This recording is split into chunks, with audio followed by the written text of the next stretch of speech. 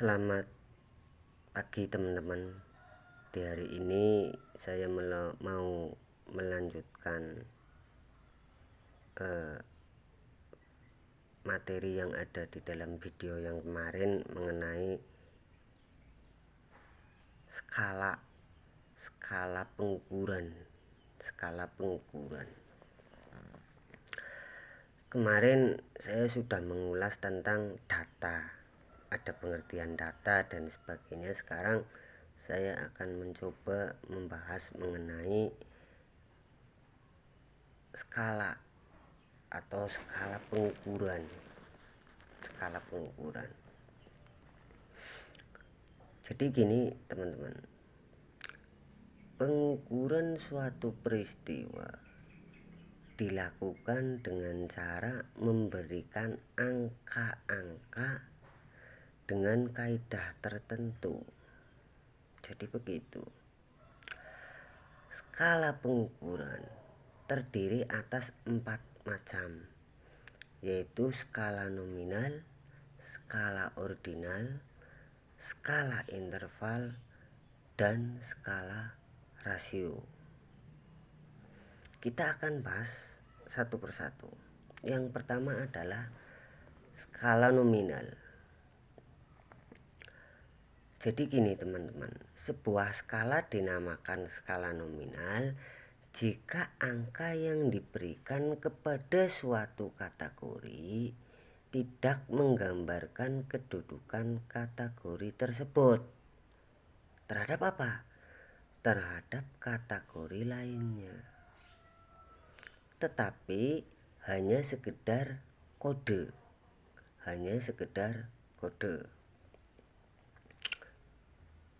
Misalnya jenis pekerjaan, jenis kelamin, terus tingkat pendidikan, dan lain sebagainya. Misalkan lagi contoh jenis pekerjaan itu pengusaha swasta 1, karyawan swasta 2. Kemudian jenis kelamin laki-laki 1, jenis kelamin perempuan 2. Kemudian tingkat pendidikan S1 sama dengan 1, D3 sama dengan 2, di tingkat SMP sama dengan 3, dan sebagainya.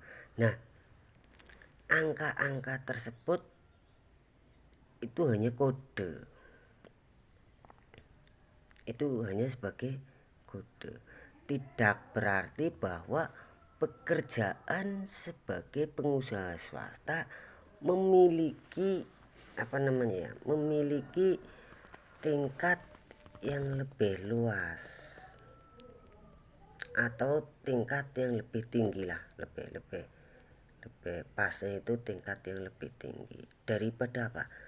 Misalkan tingkat yang lebih tinggi daripada petani.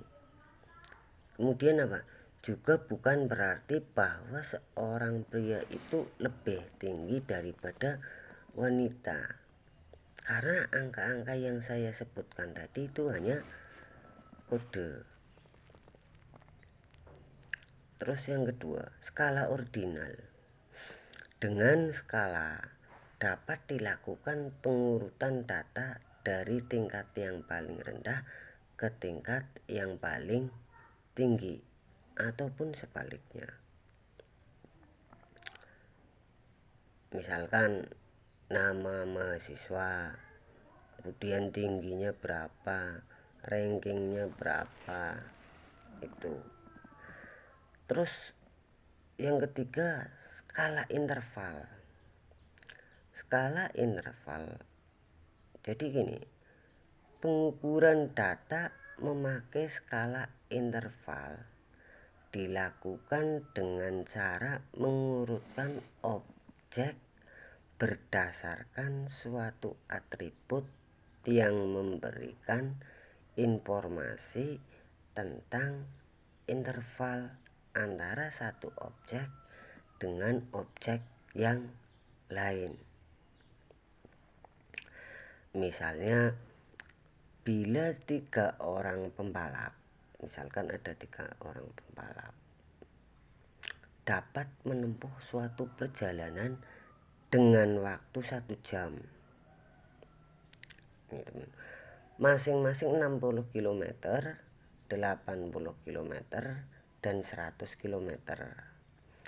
Maka dapat dikatakan bahwa interval antara 60 dan 80 sama dengan antara 8 dan 100. Jadi begitu.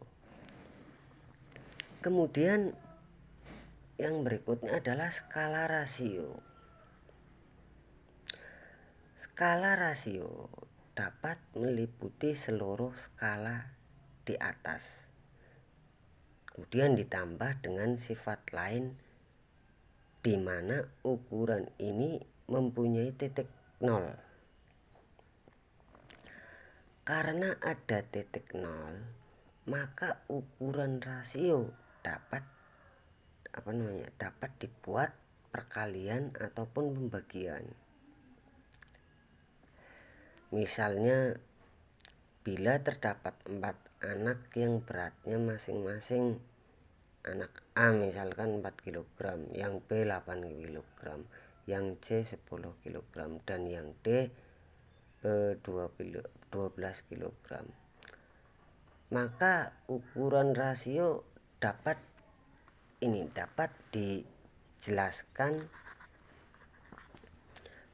dijelaskan dari, ya intinya dapat dijelaskan. Kemudian dari data ini dapat dihitung beberapa ukuran rasionya. Misalnya gini, berat yang anak yang D adalah 3 kali berat A.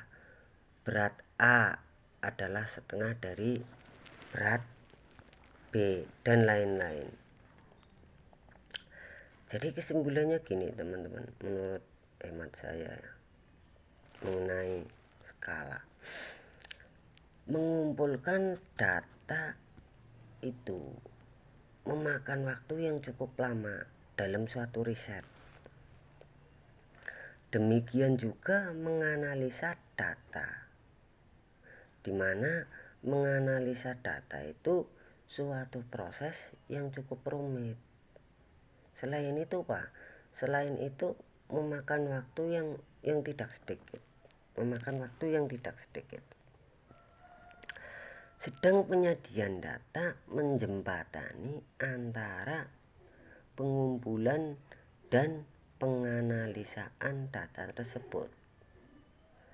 Nah, itu semua menjadi alasan untuk menggabungkan proses-proses pengumpulan data, penyajian data, dan analisa data menjadi satu bab yang utuh, tidak dipisah-pisahkan. Untuk riset atau studi yang tidak lagi mempersoalkan validitas dan reliabilitas, tentunya dalam pengumpulan datanya, penggabungan seperti yang dikemukakan itu maksudnya sangat logis. Karena proses analisanya langsung tertuju kepada pembuktian hipotesa, tidak lagi diperlakukan analisa validitas dan reliabilitas data yang dikumpulkan. Kemudian kuesioner, tes, wawancara, serta observasi tidak jarang dipersoalkan validitas dan reliabilitasnya. Bab antara data didahului dengan penyajian bukti-bukti mengenai validitas dan reliabilitas alat pengumpulan datanya. Itu jika diperlukan. Dalam analisa terhadap alat ini, data yang disajikan dalam bab sebelumnya tidak perlu dikutip kembali sepenuhnya, melainkan cukup ditunjuk saja. Demikian juga dicantumkan dalam lampiran. Nah, apabila alat perlu diselidiki validitas dan reliabilitasnya, penganalisaannya melalui proses-proses perhitungan statistik tidak akan dapat dihindarkan. Kiranya tidak perlu dikemukakan bahwa bila mana ternyata validitas dan reliabilitas dari alat pengumpulan datanya itu misalkan meragukan, maka data yang dapat diperoleh dengan alat itu sudah gugur. Ini untuk pembuktian hipotesa, itu sudah gugur. Analisa terhadap hipotesa yang diajukan mulai dikerjakan jika validitas dan reliabilitas alat pengumpulan datanya tidak lagi diragukan. Nah, bukti-bukti tentang validitas dan reliabilitas ini untuk alat-alat yang sudah standar biasanya tetap dilakukan.